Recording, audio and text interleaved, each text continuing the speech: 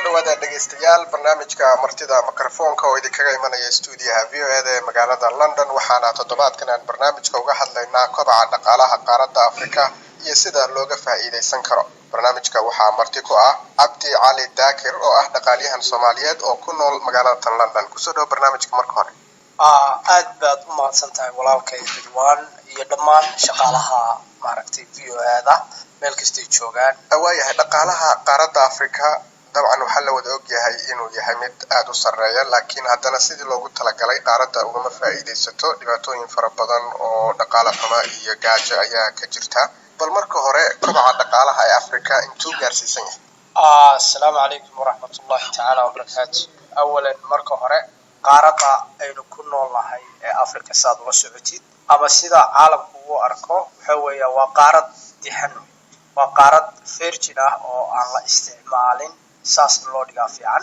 marka qaaradda sidaynu la wada soconno waa qaarad khayraadka ku jira caalamku uusan maaragtay ka faa'iideysan runtii. marka sida la wada ogyahay qaaradda waxaa ku jira ama qaaradda waxaa maaragtay ku jira oo la wada ogyahay waxa weeye khayraadka ugu badan marka la eego meelaha maaragtay researchka ama lagu baaray maaragtay si aqoon leh loo baaray. qaaraddu markaa waa qaaradda keliya ee dhulka markaynu eegno ama khayraadka uu Ilaahay siiyey waxaa ka mid ah dhulku inuu yahay urban land ama dhulka caalamka ka jira markaad eegto qiyaasta 60% in ka badan Afrika ku dhaca dhulka beeraha loogu talagalo. halkaana maaragtay uu ka yahay maaragtay dhulka ugu badan ee wax laga beeran karo.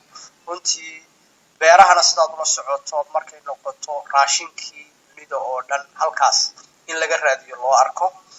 dhinaca kale qaaraddu waxaa Ilaahay uu ku manaystay oo la socotaa bad way leedahay oo la wada ogyahay oo dhinaca kalluunka khayraadka isaga ah qaaraddu aad ugu jira. dhinaca kale haddaad eegto dahab uu leeyahay qaaradda oo ku jirta. qaaraddu waxay leedahay oo kale gas, petrol ayo nicmooyin kale oo fara badan oo maaragtay kala duwan runtii. waxaasoo dhan waxay ku tusayaan caalamka haddii si sax ah loo eego maaragtay researchka hortaala in caalamku uu arkayo qaaradda Afrika inay tahay qaaradda kaliya ee dunida oo dhan waxa ku jira ay ku filan yihiin runtii. kobaca dhaqaale ee dunida ugu weyna uu ka iman karaba qaaradda oo kaliya maaragtay.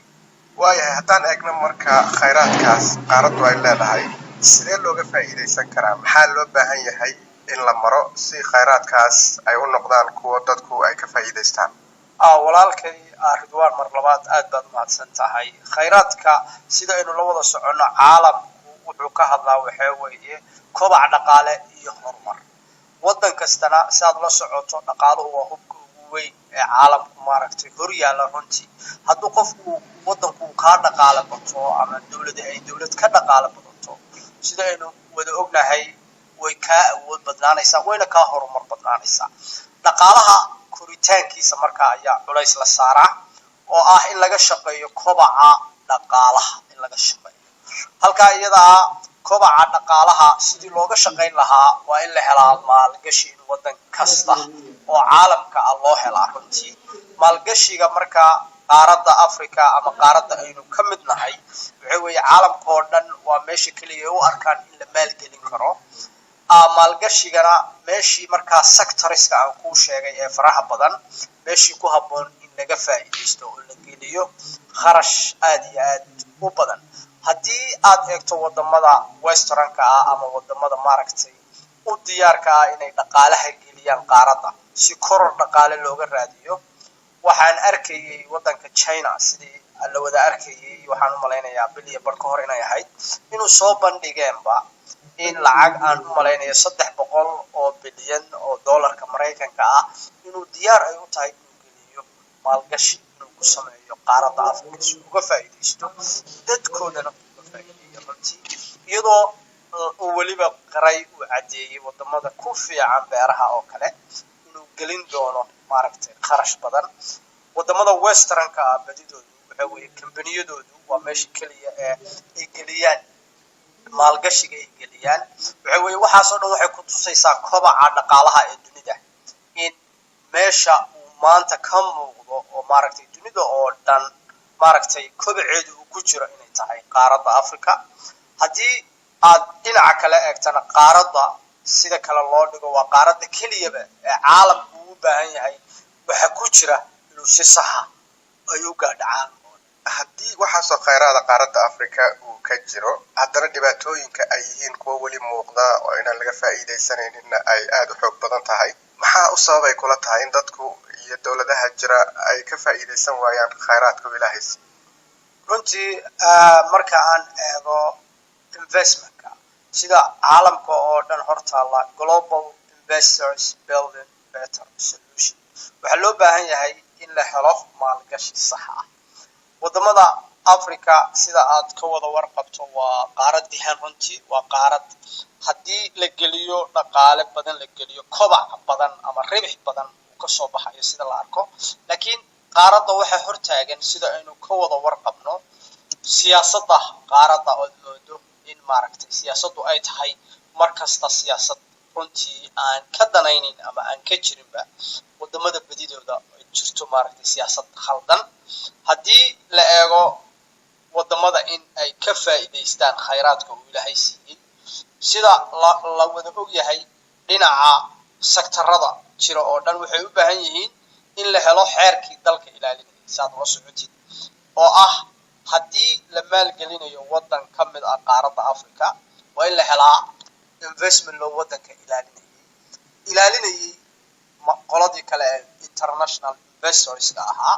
marka waxa maqan oo wadamada oo dhan aad arkaysaa qaarkood inuusan jirin waxa la yiraahdo investment looga caalamkuna waxay u baahan yihiin meel kastay tegayaan ama hadduu wadan uu arko inuu caalamka iska iibiyo uu tuso sektarada ka bannaan uu tuso waxa loo baahan yahay dariiq sax ah in la maro oo la tuso xeerkii wadankana ilaalinayay dadkan maal gashanayana ilaalinayay. caalamkuna xeerka hadduu maqan yahay way adag tahay in wadan la maalgeliyo, waayo xeerku caalamka oo dhan wuxuu ka hadlaa xuquuqda uu wadanku yeelanayo, qayb raacaysa iyo qayb raacaysa dadka maalka gashanayay in loo ilaaliyo maaragtay. waayahay arrinta ku saabsan meelaha qaarkood khilaafaadyada siyaasadeed ee ka jira dalalka Afrika iyo dhibaatooyinka loo arko inay ka dhalan karaan haddii khayraadkaas lagu dhaqaaqo iyadoo dib u heshiisiin iyo isfahan aanu jirin, waa waxyaabaha ugu badan oo lagu dhaliilo mararka qaar qaaradda Afrika oo la leeyahay